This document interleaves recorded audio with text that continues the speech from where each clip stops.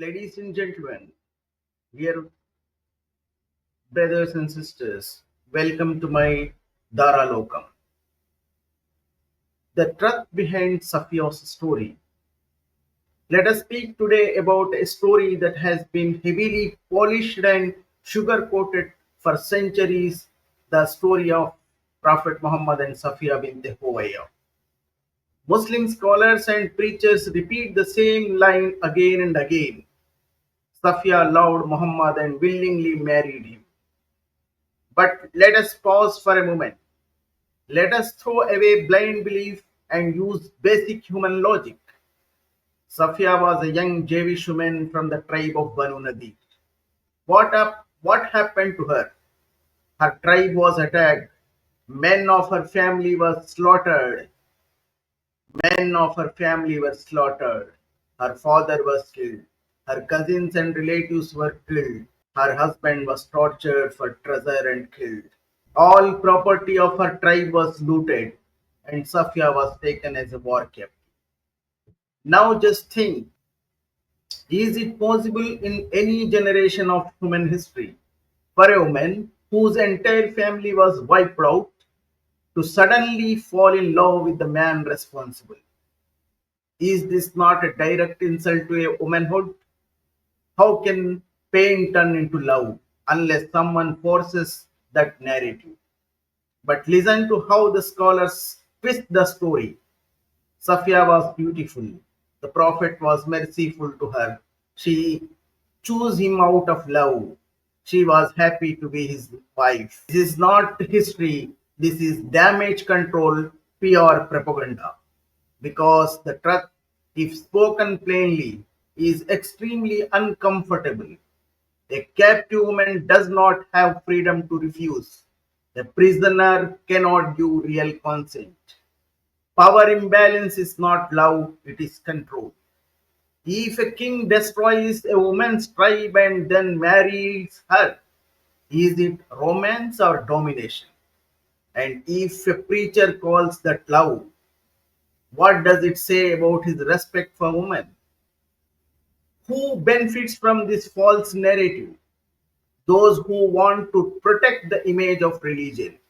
Even if truth must be buried, even if the woman's trauma must be erased. But fact was always stand stronger than fantasy. Her marriage was not a fairy tale. It was a union under captivity, trauma, fear, and power imbalance. It was not romance, it was survival. So the real question is, why must a woman's suffering be rewritten as love just to protect the reputation of a man? Why must women's pain be erased to safeguard the horror of religion? In the name of religion, a woman's dignity was rewritten, her trauma was decorated, and her silence was misinterpreted as love. This is not a faith, that is injustice dressed as devotion. Safiya deserves to be remembered as a woman who survived tragedy, not as tool in someone's religious pure story. If a man kills a woman's entire family, loots her tribe, and takes her captive, is it logical to say she fell in love with him? Islamic preachers call it love, but history calls it captivity. After the Battle of Khyber, Safiya was captured as a war booty by a Muslim warrior, Diyal Kalbi. But when some men told Muhammad, she is beautiful, she is the daughter of tribal leader, she is suitable only for you. Muhammad took Safiya from Jia and in return gave him 7 slaves. If she was truly in love, why she was treated like a property exchanged between men? Woman handed from one man to another in exchange for 7 slaves is not evidence of love. A captive cannot give consent, that is basic human ethics. If this was love, why did she not have the freedom to say no? When there is fear, trauma, and slavery. There is no romance, only survival. Calling Safiya's trauma love is not defending Islam. It is insulting women across history. Religion should not erase a woman's pain to protect a man's reputation.